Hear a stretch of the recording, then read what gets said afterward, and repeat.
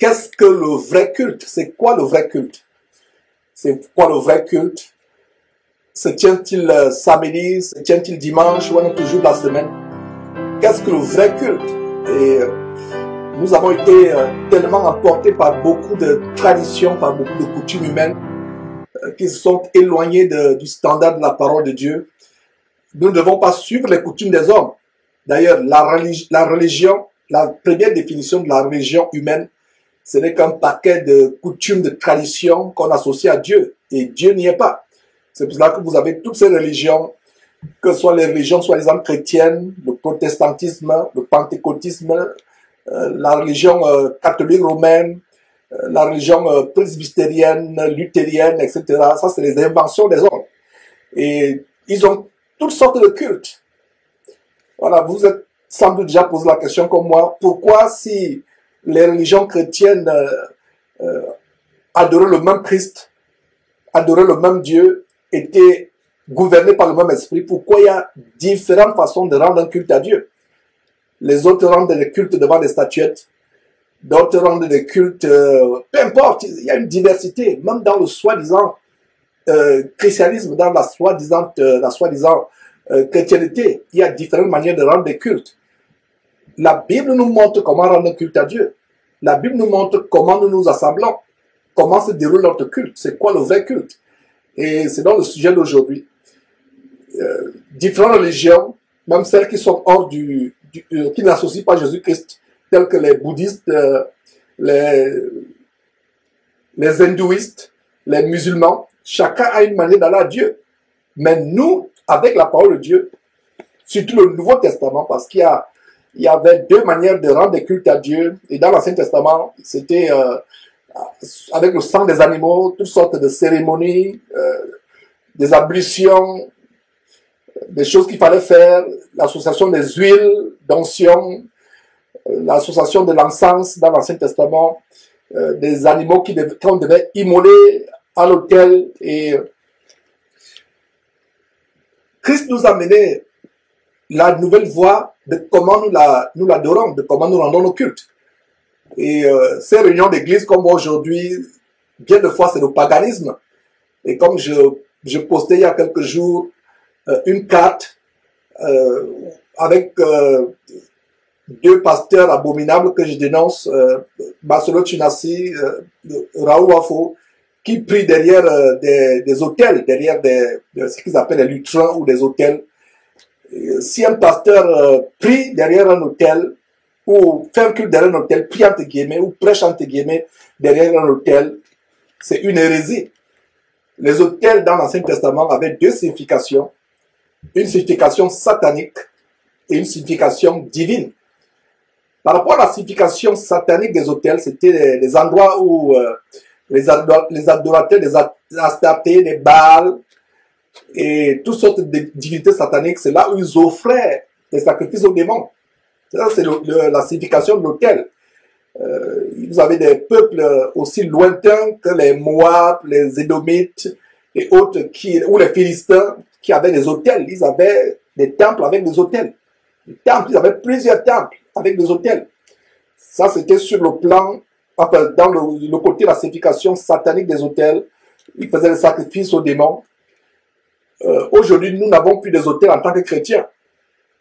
Et dans l'Ancien Testament, la signification divine des autels, c'était des endroits où on sacrifiait des animaux, où on immolait les animaux en holocauste. Et quand vous lisez holocauste ou entendez holocauste dans la Bible, c'est tout simplement le sacrifice. Donc les autels dans l'Ancien Testament, c'était des endroits où on répandait le sang des animaux en sacrifice à Dieu. Et ce sang servait aussi à la purification, à l'expiation ou purification des péchés. Et qu'est-ce qui se passe avec Jésus-Christ? Jésus-Christ, la Bible l'appelle l'agneau de Dieu qui ôte les péchés du monde. Cet agneau a été immolé une fois pour toutes. L'autel sur lequel l'agneau a été immolé s'est trouvé à Golgotha il y a 2000 ans, sur la croix. Voilà le seul autel des chrétiens. L'autel où Jésus-Christ a été immolé à Golgotha. Son sang a coulé goutte par goutte sur cette croix. Il a fait des heures sur cette croix. Son sang a coulé goutte par goutte pour nous purifier. Jésus-Christ a été immolé. L'agneau de Dieu a été immolé une fois pour toutes, terminé, terminé. Donc aujourd'hui, ces pasteurs qui prêchent derrière les autels, ces pasteurs qui ont la chair, qui les distinguent à d'autres chrétiens, nous sommes tous frères. Il n'y a pas de place spéciale, il n'y a pas un trône derrière lequel un soi-disant pasteur va se tenir pendant les heures pour prêcher. Dans les assemblées de Dieu, les vraies assemblées, nous asseyons ensemble. Il n'y a pas une chorale où des gens sont là, spécialistes du chant, spécialistes des cantiques.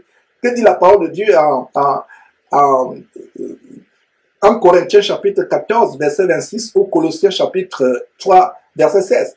Les uns ou les autres ont les cantiques, une révélation. Ce n'est pas le privilège ou la chasse gardée de quelqu'un de venir tous les jours chanter ou bien enseigner. Nous tous, quelqu'un a une révélation, il donne la révélation, frère, je suis inspiré à donner un témoignage qui pourra édifier. Vous vous levez, vous donnez ce témoignage. Quelle sœur qui dit vraiment, est-ce que je peux donner aussi mon témoignage? On lui donne la permission de donner son témoignage. Un frère qui a un enseignement, il enseigne. C'est ça la vraie réunion d'église. C'est ça la vraie réunion d'église. Et je vais vous montrer particulièrement en quoi consiste le vrai culte adressé à Dieu. Et nous allons terminer par en répondre à la question, quel est le jour précis où les chrétiens doivent se réunir? Est-ce samedi? Est-ce dimanche? Est-ce notre jour? Et la Bible nous donne la réponse spécifique sur cette question, à savoir quel jour exact les chrétiens doivent se réunir. Est-ce dimanche? Est-ce samedi que les autres appellent le sabbat? Est-ce un jour spécifique où on doit se réunir? On va répondre à cette question. Mais je reviens d'abord sur l'histoire des hôtels. Si vous voyez un soi-disant pasteur prêcher derrière un hôtel, soit il est dans l'ignorance, soit il sait ce qu'il fait la magie tout simplement. Parce que les hôtels dans l'Ancien Testament avaient une double signification. Je reprends pour ceux qui sont là à comprendre. La première signification, c'était pour les satanistes, les adorateurs de divinités démoniaques satanistes, c'était un moyen pour eux de faire de l'idolâtrie, d'offrir des sacrifices à leurs divinités, à leurs démons. Maintenant, pour le peuple de Dieu Israël, l'autel, c'était un moyen d'offrir l'holocauste à Dieu, un sacrifice à Dieu. Et nous voyons qu'avec Jésus-Christ, l'agneau de Dieu qui a été immolé, il n'y a plus besoin de faire des sacrifices. Donc, un faux pasteur ou pasteur entre guillemets qui prêche derrière un autel, soit c'est par ignorance, soit il le fait exprès parce que nous avons eu des témoignages comment des pasteurs ont coupé la tête des gens pour enterrer sous l'autel là où ils prient. Et vous voyez même ces hôtels, comme c'est le cas avec Massoulou Tunassi, qui ont des pylônes bois et jacquin, de la franc-maçonnerie, des pylônes franc-maçonniques. Vous voyez Raoul Afo et autres, il n'est pas seul. Et vous voyez, tous ils ont des logos, des choses bizarres. Et quand on a dénoncé Massoulou Tunassi, il a changé, il a mis un autre hôtel qui est tout simplement plat. Ce n'est pas un pylône, mais vous avez l'impression qu'il y a des ailes de côté et d'autres. Tout ça, soit ils savent ce qu'ils font, soit ils savent ils sont conscients de la magie, soit ils sont dans l'ignorance. Qu'ils soient dans l'ignorance, qu'ils soient conscients de ce qu'ils font, à savoir rendre culte à Satan, une chose est certaine, quelqu'un, soi-disant pasteur, qui prêche encore derrière un autel, il fait une chose, il rend un culte au démon sans s'en rendre compte, et il insulte le sacrifice de Dieu. Il insulte la croix de Christ. La croix de Christ est l'autel où Jésus-Christ a répandu son sang point par point. Alors, la question que je vais vous poser, vous qui êtes connectés actuellement, montrez-moi un seul verset où un disciple de Jésus-Christ, un apôtre de Jésus-Christ a prêché derrière un autel, ou a construit l'autel, a bâti l'autel. D'ailleurs, il ne bâtissait même pas de temple.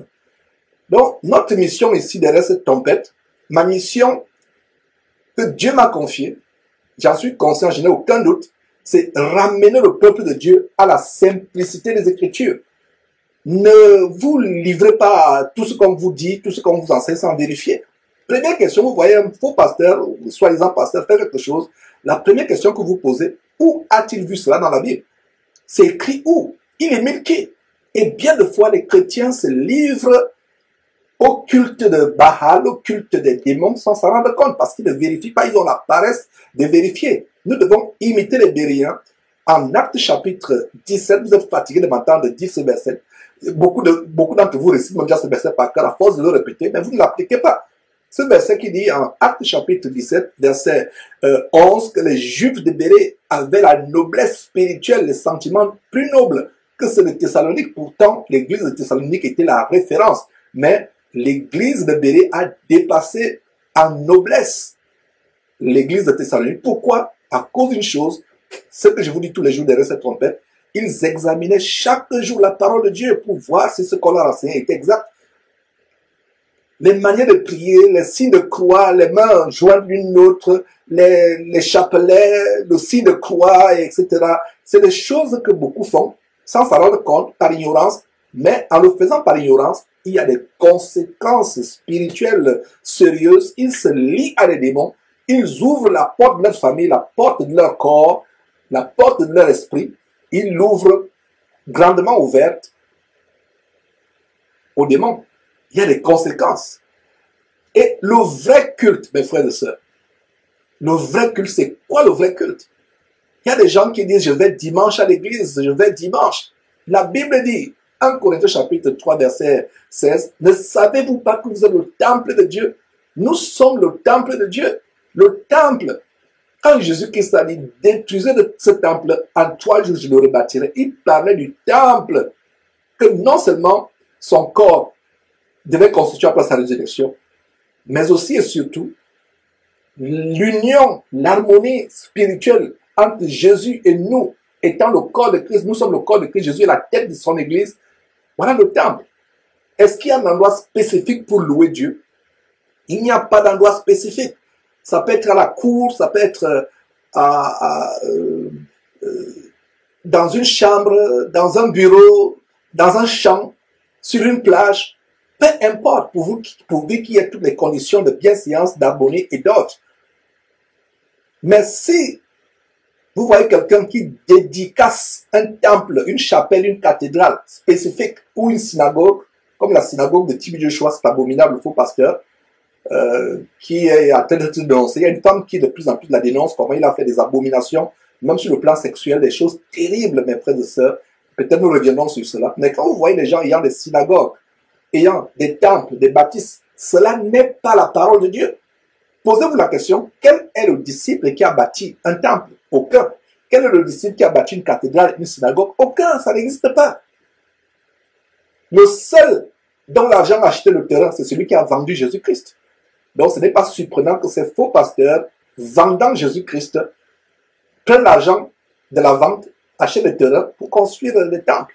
Et vous allez me demander, Georges, comment vendent-ils Jésus-Christ? Jésus-Christ, en Apocalypse chapitre 19, verset 13, il a dit que son nom, c'est la parole de Dieu. Donc, si quelqu'un commence à vendre les cours bibliques, soi-disant bibliques, à vendre les baptêmes, à vendre les séminaires, faire payer l'entrée à cela, et ils vous exploitent, ils vous ruinent.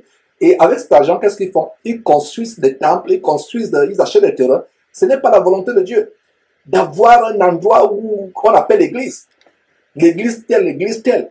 Et même des personnes qui, par le passé, j'ai connu des jeunes frères qui ont commencé très bien en enseignant la parole de Dieu. Je pensais être des frères qui sont sur la voie. Mais ils ont été plus tard séduits par la tentation d'avoir aussi un bâtiment où ils se réunissent dimanche. Quand vous voyez un groupe de soi-disant chrétiens, ils ont commencé, ils prient de maison en maison. Après, ils commencent à avoir des pensées, des idées telles qu'achetons un terrain, achetons un bâtiment. Ils sont en train de prendre la voie de l'apostasie, la voie de la dérive. Nous devons suivre exactement ce que les disciples ont fait. Il y a des gens qui me disent, Georges, si on se multiplie, on va faire comment? Je vais pour la question, aucun de vous aujourd'hui ne pourra avoir l'impact que Pierre et Jean ont eu en quelques jours. Le premier jour, le jour de la Pentecôte, le Saint-Esprit est descendu, le jour où l'église est inaugurée, il y a combien de personnes qui sont converties? Plus de 3000 personnes qui sont converties. Le seul jour, les personnes sont converties. Alors, ils ont construit un temple? Non. Et plus tard, qu'est-ce qui se passe? Quelques jours après, à l'occasion de la délivrance, de la guérison miraculeuse, extraordinaire de cet homme boiteux de naissance qui était âgé de près de 40 ans, qu'on plaçait à la porte du temple, ce jour encore, environ 5000 personnes sont ajoutées. Donc, en quelques semaines, des milliers de personnes, près de 10 000 personnes. Pierre a construit un temple. Non. Tous ces gens étaient à Jérusalem. Et d'ailleurs, qu'est-ce qui s'est passé? Pour vous qui avez suivi la série de lecture approfondie du livre de Actes, chapitre et verset après verset.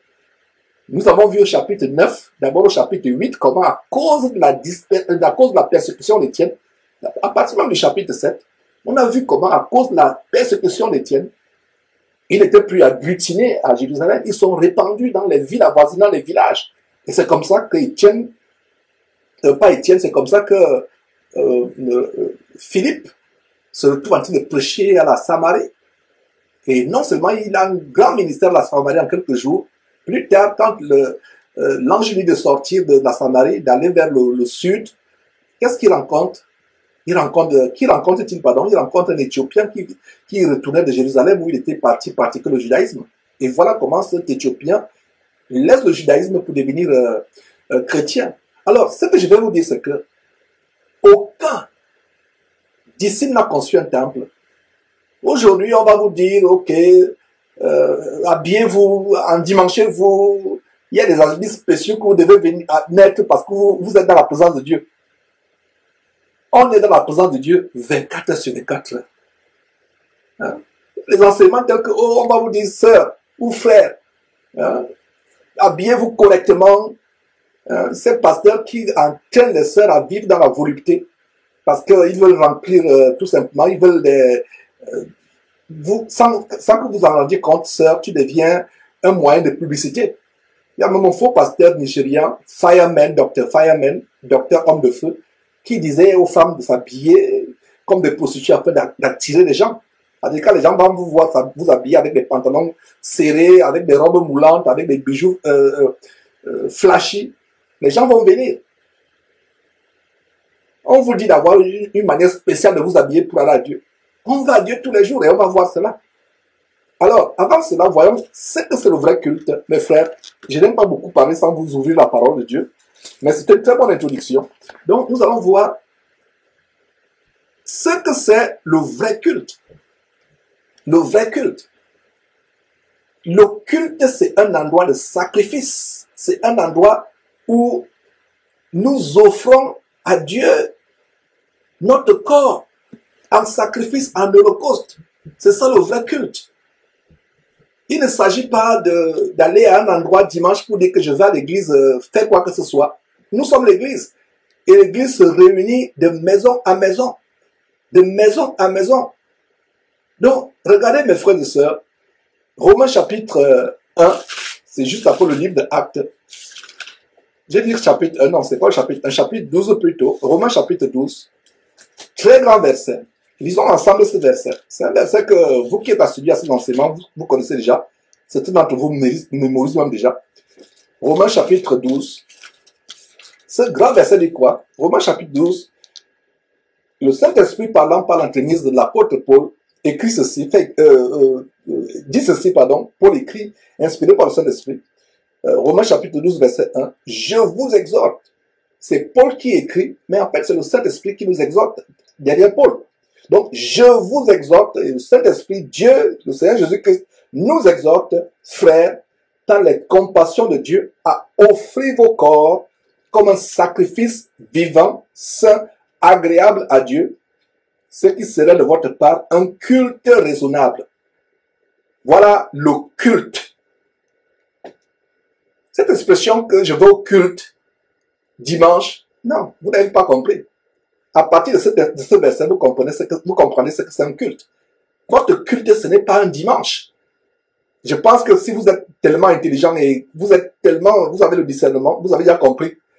Vous avez déjà aussi eu la réponse à la question, est-ce qu'on doit se réunir dimanche ou samedi ou un jour particulier? Mais on reviendra sur cela. Un culte à Dieu, c'est tous les jours, 24 heures sur 24 heures. 24 heures sur 24 heures, on vous dit, habillez-vous correctement pour aller à l'église, aux sœurs, habillez-vous convenablement, n'allez pas devant Dieu étant un haillon, etc. Non, on est devant Dieu tous les jours. Même dans le secret de ta chambre, il n'y a pas un moment spécifique d'être devant Dieu. Ces chrétiens du dimanche, vous voyez ces sœurs soi-disant, la plupart des églises c'est les sœurs en Christ surtout s'habillent comme des prostituées, vont dimanche comme des prostituées. Mais il y a même encore ces soi-disant églises où on est encore, en quelque sorte, la crainte de Dieu. On encourage les sœurs à venir de manière décente, longue jupe, bien habillée. Mais dès qu'elle sort de là, elle reprend ses tenues de prostituée. Donc vous vous habillez convenablement, vous couvrez votre corps avec les longues jupes, avec les habits décents seulement le dimanche. Le dimanche, qui vous a dit que c'est seulement le dimanche vous louez Dieu? Qui vous a dit que c'est seulement le samedi ou le lundi? Je pense que vous avez déjà la réponse à cette question. Qui vous a dit? On vous dit habillez-vous décemment. Et si vous voyez, et il m'est arrivé moi-même, mes frères et sœurs, que ce soit par Facebook, que ce soit par les réseaux sociaux, que ce soit par physiquement, il nous est arrivé de voir une sœur qui vient dimanche à nos réunions d'église ou tout autre jour où on se réunit. Vous la voyez descendre, mais on est choqué de la voir ayant un pantalon serré, ayant des gros talons, des longs talons, pardon, pas des gros, des longs talons, ayant la peinture sur le visage, sur les paupières, sur le visage, sur les joues, sur les lèvres, ayant la peinture. On est surpris. Mes frères et sœurs, on est tellement surpris. Et elle-même, de fois, la personne se cache. Mais on l'a déjà vu. Elle se cache et dit, oh, ils m'ont vu. Tu te caches devant qui? Tu ne te caches pas devant les frères en Christ, tu te caches devant Dieu. Et vous voyez l'hypocrisie. Vous vous habillez correctement parce que vous allez soi-disant dimanche, parce qu'on va vous dire, devant Dieu, vous habillez convenablement. Et les autres jours, donc le dimanche, votre jour de réunion, vous vous habillez convenablement. Et les autres jours, vous êtes habillé en prostituée, ou toi, frère, tu es habillé en voyou. Non. Nous devons être habillés convenablement. Si un prédicateur te dit, sœur, habille-toi seulement bien pour aller à l'église, pour ne pas tenter les gens à l'église. Mais qu'en est-il de t'habiller bien pour ne pas amener ton voisin à pécher contre Dieu et à commettre la fornication avec toi? Que dit la parole de Dieu? Si quelqu'un en Matthieu chapitre 5, l'un des premiers grands sermons du Seigneur Jésus-Christ, en Matthieu chapitre 5, je vous ai dit, si vous voulez comprendre, avoir le résumé de tout ce que Jésus a enseigné, lisez Matthieu chapitre 5, Matthieu chapitre 6 et Matthieu chapitre 7. Lisez de temps en temps, ne serait-ce qu'une fois par mois. C'est 3 chapitres. Pour avoir la crème de ce que Jésus a enseigné. Alors dans Matthieu chapitre 5, Jésus dit, si quelqu'un regarde seulement une femme pour la convoiter, cette personne qui regarde une femme pour la convoiter a déjà commis l'adultère avec cette personne dans son cœur. Donc, toi, ma sœur, qui t'habille de manière sexy, on te dit, habille-toi seulement correctement quand tu vas à l'église. Ça, c'est encore les soi-disant églises où il y a encore un peu de pudeur. Pour les autres églises, oh là là, c'est la prostitution tous les jours. Mais les autres églises où on a quand même un peu la crainte de Dieu, où on fait semblant de craindre Dieu, on va vous dire, habillez-vous seulement, vous n'avez pas besoin d'être habillé modestement, convenablement. Habillez-vous seulement quand vous venez devant la présence de Dieu. Devant la présence de Dieu, vous êtes bien habillé, n'est-ce pas? Ça, c'est le paraître. Ça, c'est l'hypocrisie, vous vous moquez de Dieu. Et quand vous sortez de là, qu'est-ce qui se passe? Vous reprenez vos tenues de prostituée, vous reprenez vos bling-bling, vos peintures que vous mettez sur le visage, et qu'est-ce qui se passe? Le voisin qui te voit, le collègue de travail, ou le camarade de classe ou d'université, de collège qui te voit, qui sera séduit par ta mise de prostituée.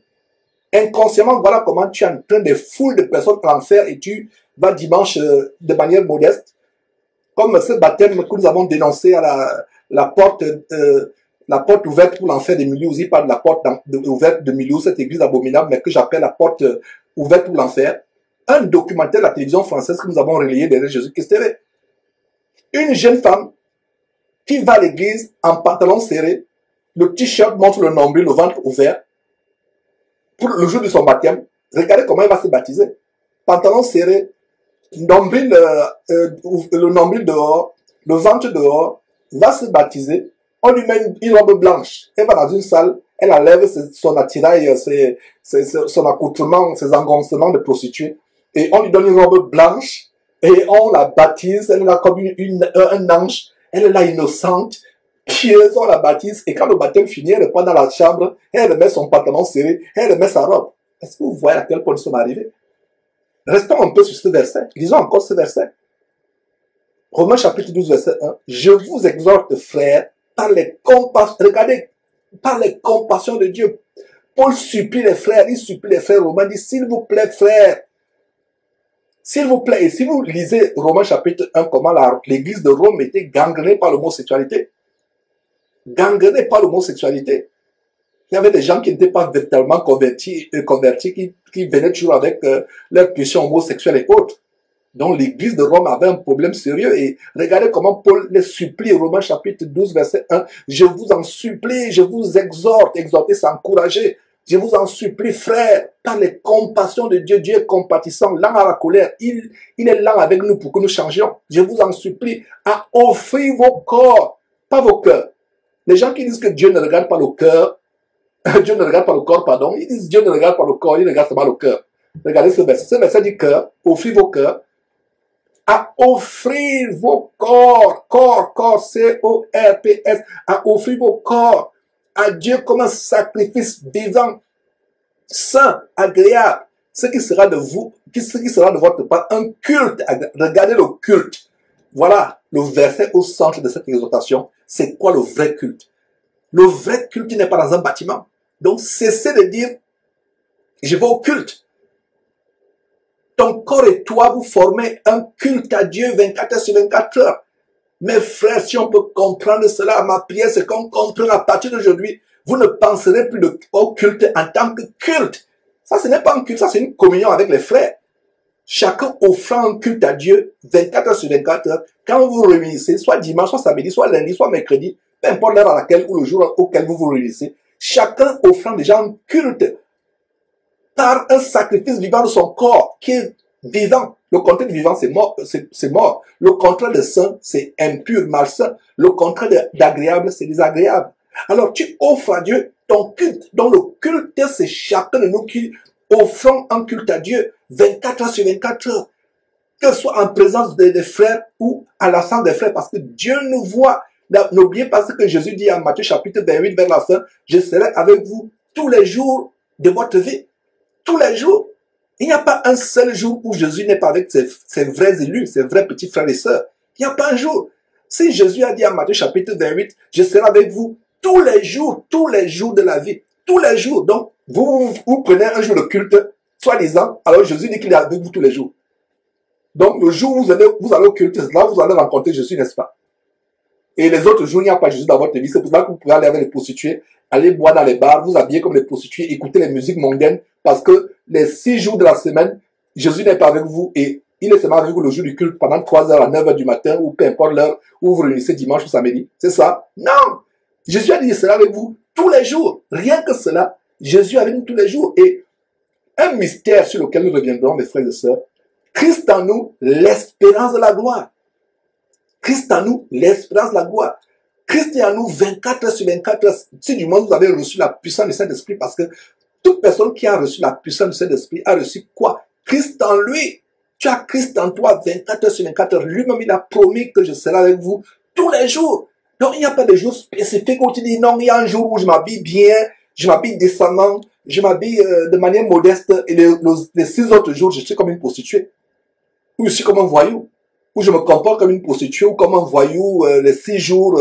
Mais il y a un jour où ça, c'est la plus grande hypocrisie.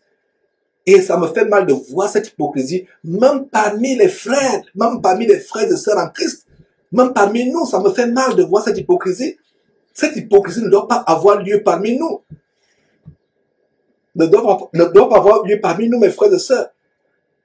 Et il n'y a pas de jour pour les communions avec Dieu. C'est tous les jours. Chacun offre un culte à Dieu. Regardez, je vous exhorte, frères, par les compassions de Dieu, à offrir vos corps comme un sacrifice. C'est faux pasteurs qui vous disent, amène les sacrifices d'argent.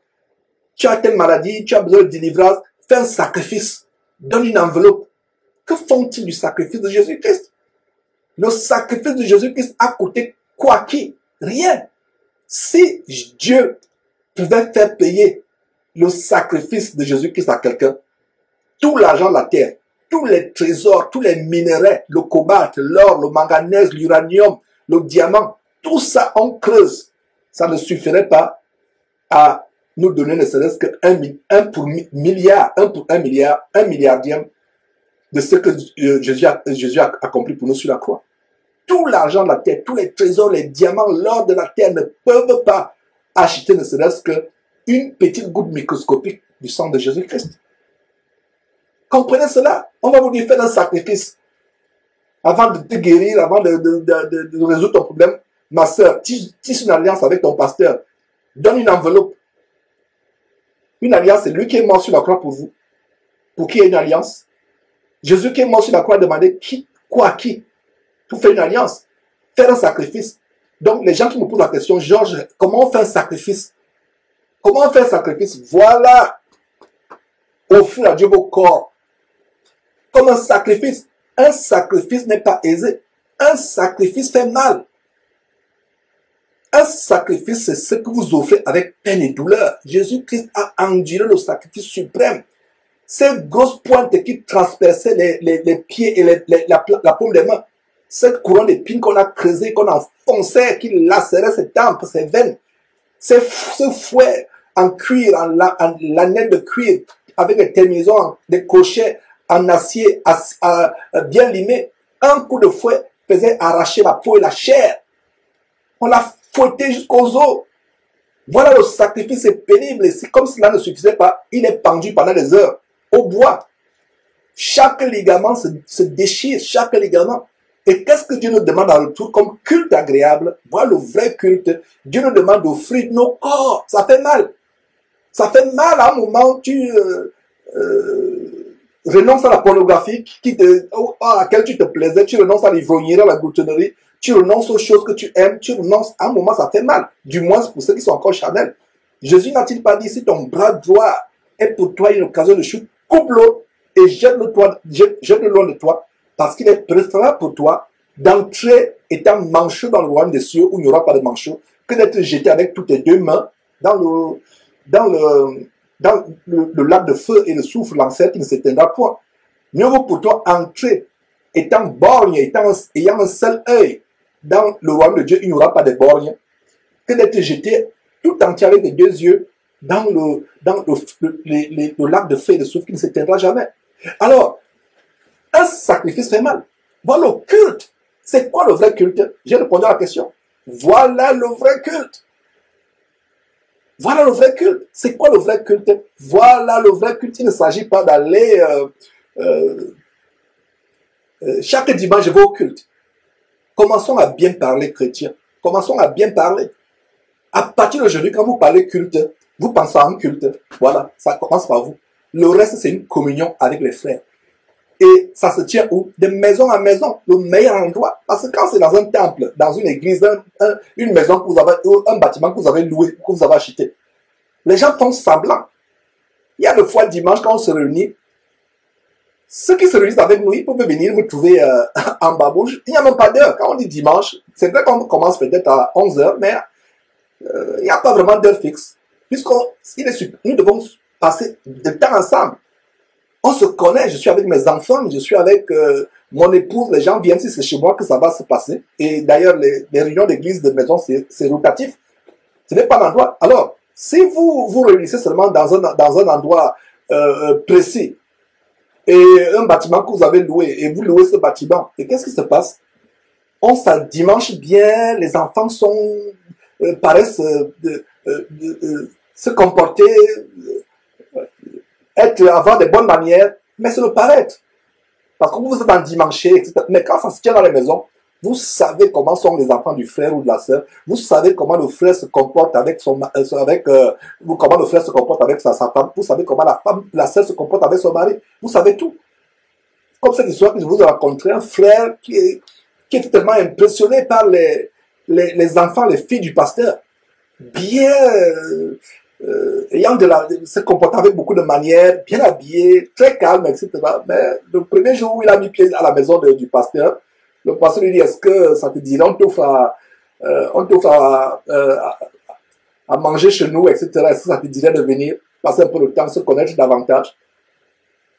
Dès qu'il arrive, il a été choqué. Ces filles qu'il croyait être des filles décentes, dès qu'elles arrivent à la maison, elles allument la télévision, elles commencent à se déhancher. Il y avait leur série qui passait avec les musiques infâmes des chanteuses américaines comme Beyoncé et Rihanna. Elles sont mis à se déhancher. Il était choqué. Il n'a rien dit à personne, mais il est parti là étant choqué.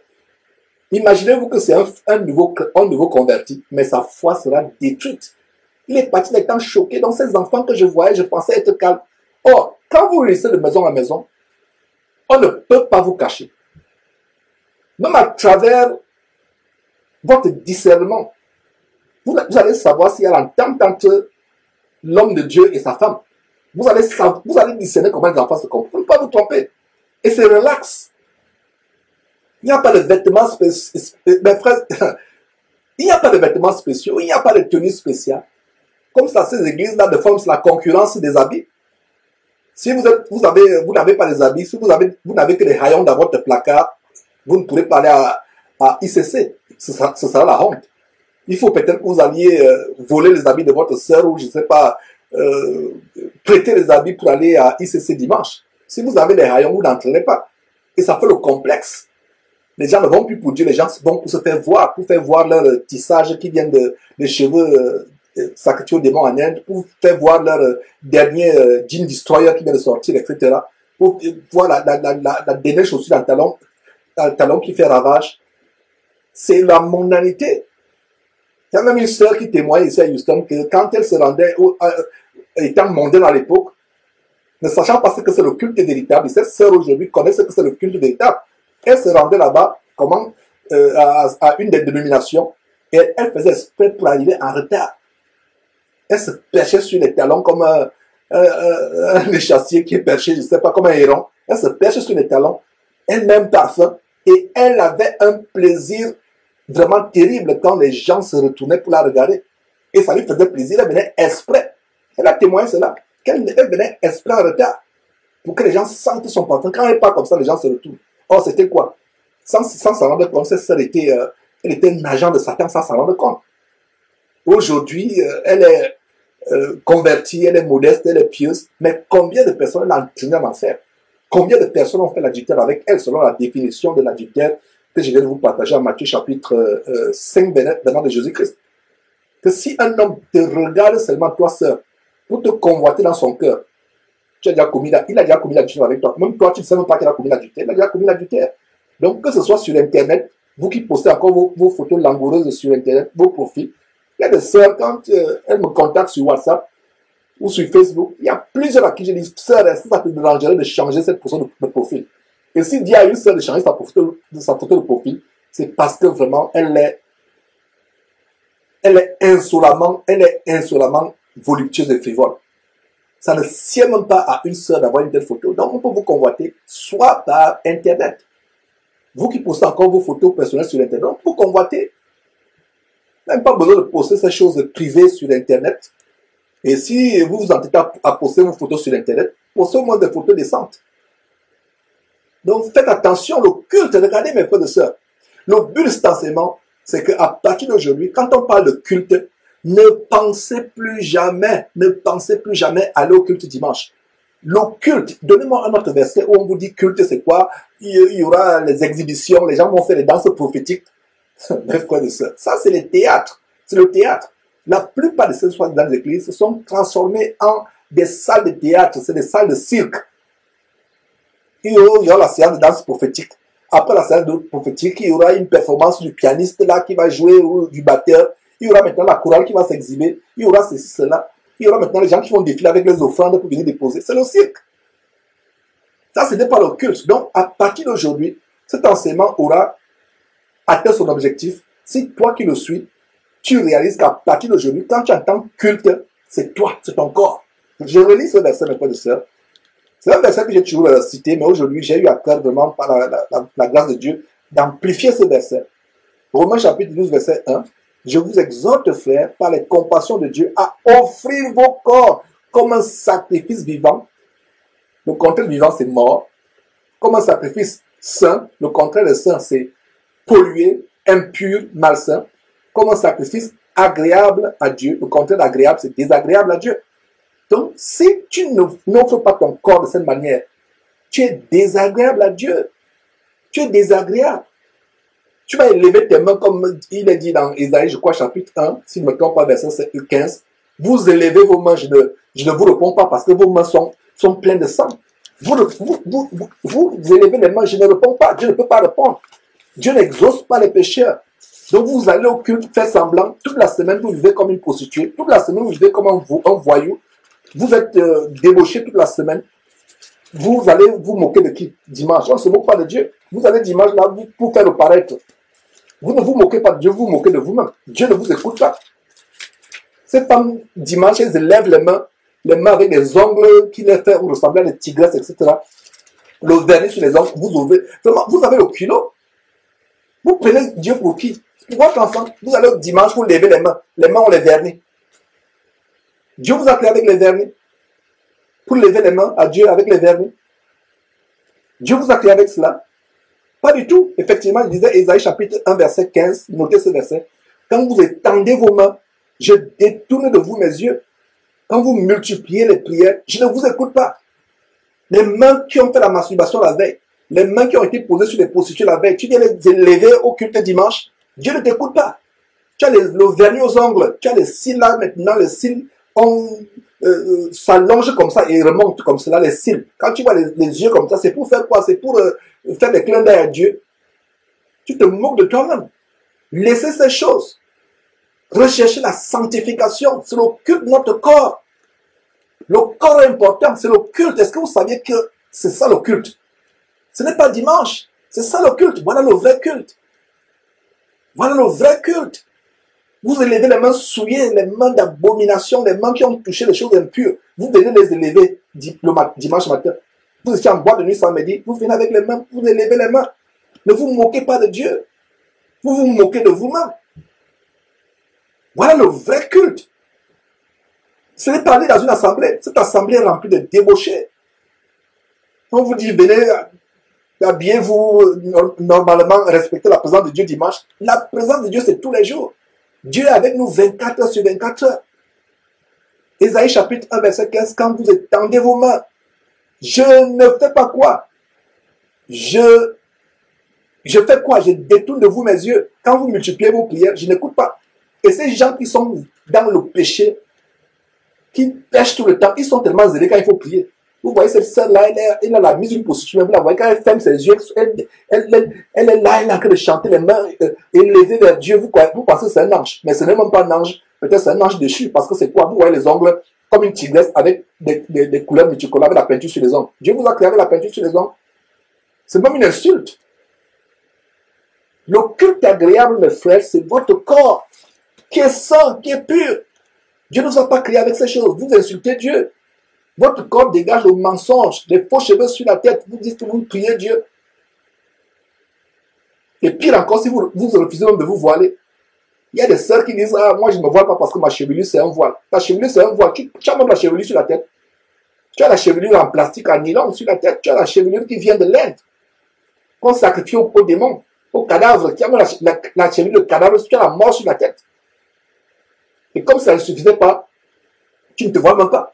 Donc tu es doublement nu. Nu parce que tu ne mets pas le voile sur la tête. Nu parce que les cheveux qui sont sur la tête ne sont pas tes cheveux. C'est le plastique ou le nylon. Ou le caoutchouc, ou je ne sais pas quoi, ou peu importe, ou les cheveux qui viennent de l'Inde. Qui viennent des cadavres ou des cheveux sacrifiés aux idoles, aux démons en Inde. Je dois dire ces choses avec toute la sévérité afin que vous compreniez ce que c'est le culte. Le culte, ce n'est pas dimanche. Je vais au culte. Tu vas à quel culte? Montre-moi une personne, on a montré un apôtre ou un disciple de Jésus ou peu importe qui va en culte. Le culte, c'est avec ton corps, avec ton esprit, individuellement. Maintenant, quand tu te retrouves un jour de la semaine avec les frères, c'est la communion fraternelle. Allez lire encore, allez encore suivre l'étude de Actes chapitre 1 et 2. Même les premiers chapitres de Actes chapitre 1 jusqu'à 5, la communion, ils persévéraient dans la communion. Donc, vos réunions d'église là, ça s'appelle communion. Parce que nous sommes l'église. Le culte, c'est au niveau personnel. Il n'y a aucun verset dans la Bible où on parle de culte comme étant une réunion d'église. Montrez-moi ce verset, je vais croire. Montrez-moi un verset où il est dit que les chrétiens se réunissent et on appelle ça culte. Non, ça n'existe pas. Ce verset parle de culte de ton corps. Voilà ce qui sera de vous, mes frères, s'il vous plaît, disons encore ce verset. Romains chapitre 12, verset 1. Je vous exhorte donc, frères, par les compassions de Dieu, à offrir vos corps comme un sacrifice, comme un vivant. Le contraire vivant, c'est mort. Donc, beaucoup de chrétiens vont à Dieu et avec des sacrifices morts. Deux, saints. Le contraire de saint, c'est malsain, pollué, corrompu, sale, dégueulasse, agréable à Dieu. Et quand ce n'est pas agréable à Dieu, c'est désagréable à Dieu. Et c'est ainsi que Ésaïe chapitre 1, verset 15 se réalise. Vous priez pendant des années, vous voulez ce mari ou cette femme, vous voulez cet enfant, vous voulez ce travail. Vous n'avez pas. Dieu ne vous écoute pas. Enlève d'abord ces faux ongles qui sont sur ces faux ongles que tu as placés qui te font ressembler à une tigresse. Enlève ces faux cheveux qui sont sur ta tête. Sois modeste. Enlève, débarrasse-toi de ces attirails de prostituées ou de voyous. Et Dieu va commencer à répondre à tes prières parce qu'il voit comment tu te repens. Tu veux te rebeller contre Dieu et tu veux que Dieu exauce tes prières, ce n'est pas Dieu qui va t'exaucer. Et même si tu es exaucé, c'est Satan qui va t'exaucer. Comme cette femme qui dit, moi je ne me couvre pas la tête, moi j'ai la vie de prostituée, Dieu m'exauce tous les jours. J'ai dit, tu sais quel Dieu t'exauce? Satan veut t'amener à rester dans l'ignorance. Te donner tout ce que tu veux sur terre pour que tu passes l'éternité en enfer. Donc regardez, c'est ça le culte. J'espère qu'on a compris mes frères et qu'on peut évoluer. Voilà le culte, il n'y a pas un autre culte. Voilà le culte, mes frères et sœurs. Voilà c'est ça le culte. Il n'y a pas d'autre culte, pardon, il n'y a pas d'autre culte. Voilà le seul culte. Et maintenant, quand on se réunit avec les autres frères pour chanter, pour écouter l'enseignement, on appelle ça la communion fraternelle. Et c'est pendant la communion fraternelle qu'il y a des enseignements qu'on écoute. Il y a les cantiques, les uns et les autres ont les cantiques. Notez Colossiens chapitre 3, verset 16, ou 1 Corinthiens chapitre 14, verset 26. Les uns et les autres. Et il y a un autre verset, mes frères et sœurs, dans Hébreux chapitre 13, verset 15, qui va dans le même sens que Romains chapitre 12, verset 1, qui dit quoi? Hébreux chapitre 13, verset 15, qui dit quoi? Par lui, c'est-à-dire par Jésus-Christ, offrons sans cesse à Dieu un sacrifice de louange, c'est-à-dire le fruit des lèvres qui confessent son nom. Voilà, c'est un bon verset aussi. Et 1 Pierre chapitre 2, 1 Pierre chapitre 2 verset 5 qui dit quoi? 1 Pierre chapitre 2 verset 5. Et vous-même, c'est-à-dire toi ma sœur, toi mon frère, vous, frères et sœurs en Christ, et vous-même, 1 Pierre chapitre 2 verset 5, et vous-même, comme des pierres vivantes. Donc, qui sont les pierres vivantes? Nous. C'est nous. Au lieu de considérer que l'église c'est les pierres vivantes, vous considérez que c'est le bâtiment que vous avez loué ou je vais à l'église. La Bible dit ici, nous sommes les pierres vivantes. Édifiez-vous pour former une maison spirituelle. La maison spirituelle, c'est nous. La maison de Dieu, c'est nous. Un saint sacerdoce afin d'offrir des victimes spirituelles agréables à Dieu par Jésus-Christ. Est-ce que c'est compliqué, mes frères et sœurs? Est-ce que c'est compliqué? Pourquoi vous ne voulez pas vous attacher à la simplicité de l'évangile? Voilà. Et vous-même, comme des pierres vivantes, édifiez-vous pour former une maison spirituelle.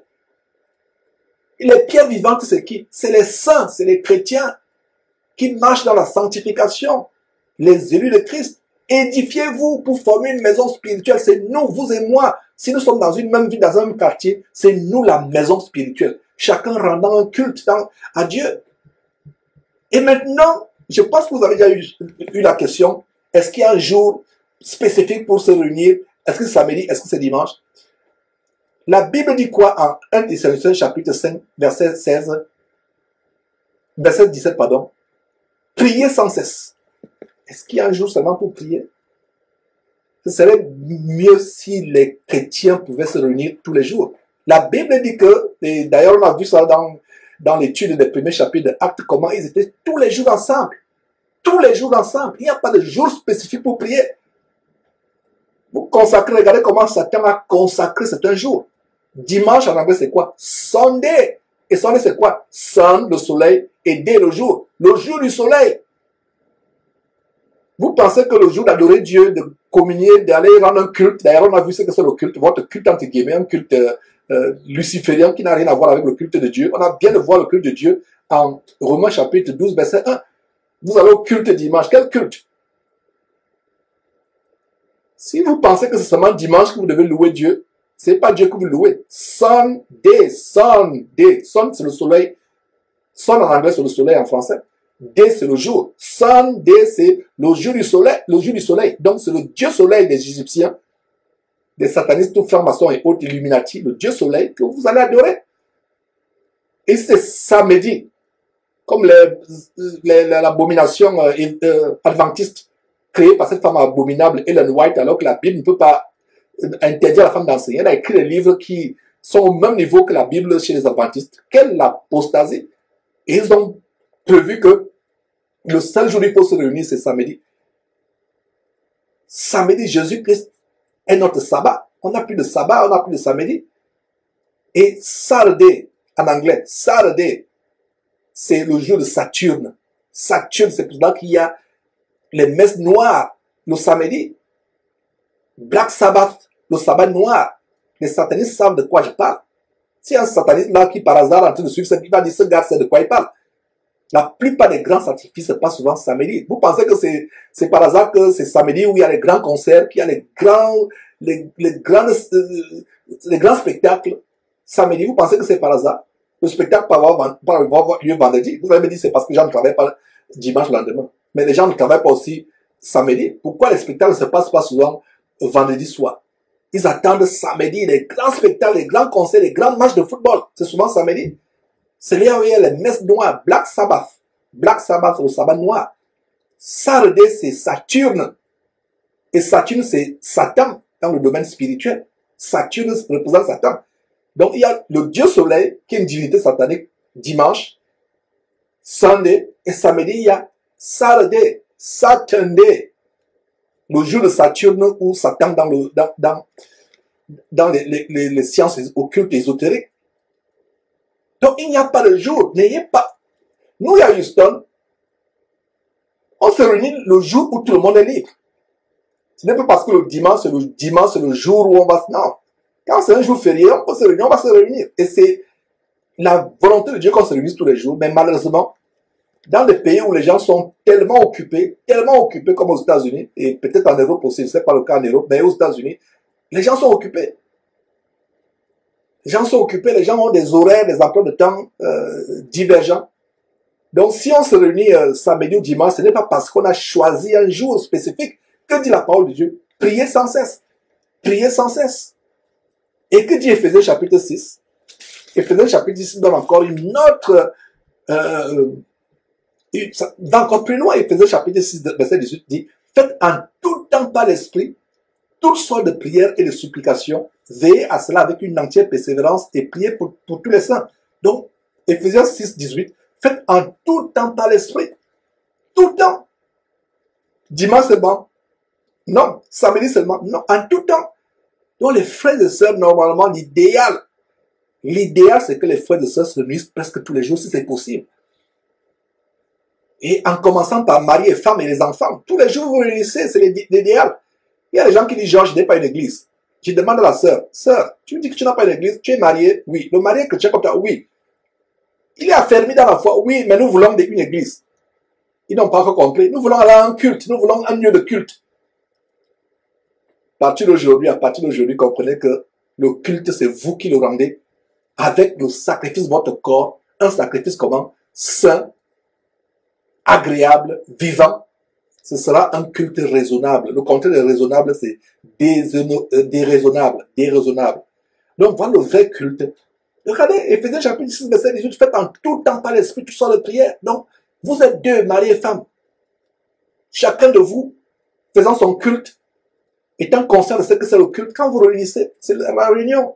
Maintenant, si les frères peuvent s'ajouter, c'est bien. Quand j'enseigne ces choses, je ne dis pas que l'assemblée des sœurs n'est pas importante. Ne me comprenez pas mal. Mais aujourd'hui, c'est difficile de trouver les vrais frères et sœurs. Vous allez vous communier avec des frères, ça nous est arrivé, des frères qui viennent se communier avec nous, mais ils viennent avec leur doctrine. Ils ne sont pas prêts à se débarrasser des toiles d'araignée doctrinales qu'ils ont menées de leur camp de concentration, qu'ils appellent les églises. Ils ne veulent pas se débarrasser. Comment vous pouvez communier avec quelqu'un qui va se dire, mais frère, attends, moi je vais d'abord allumer ma bougie.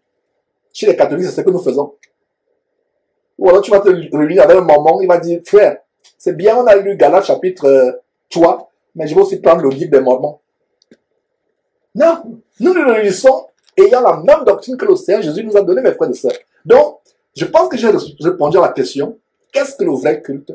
Le vrai culte, c'est Romains chapitre 12, verset 1, notre corps, un sacrifice tous les jours. Ça ne se passe pas seulement quand on va un jour spécifique, soit dimanche, soit samedi, ce sera vraiment l'hypocrisie, le mensonge. On ne ment pas à Dieu, on ne trompe pas Dieu. Et est-ce qu'il y a un jour spécifique pour prier? Non, tous les jours. Si c'est samedi que vous êtes disponible, priez samedi. Si c'est dimanche, priez samedi, dimanche. Si c'est lundi, priez lundi. Si c'est même tous les jours, c'est merveilleux.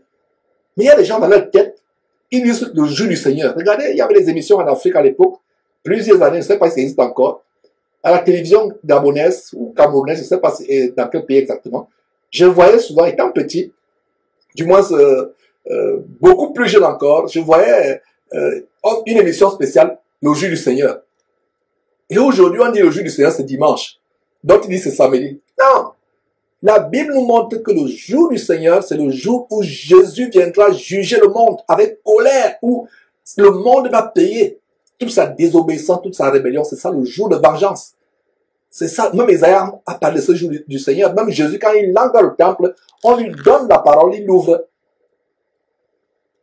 Il est venu pour prononcer une année de grâce.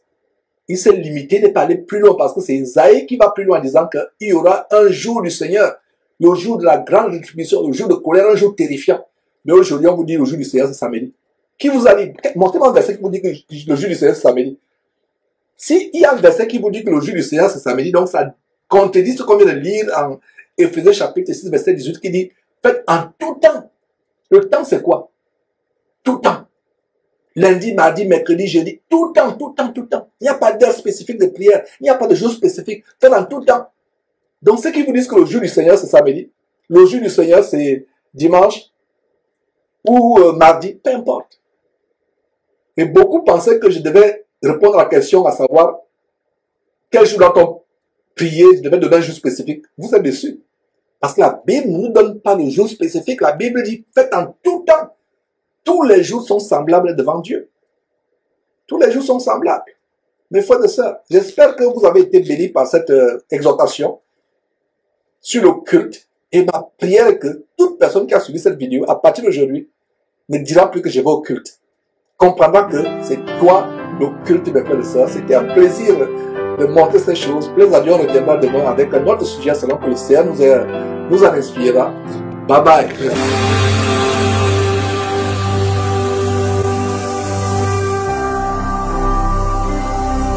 Jésus-Christ TV, vous connaîtrez la vérité et la vérité vous affranchira.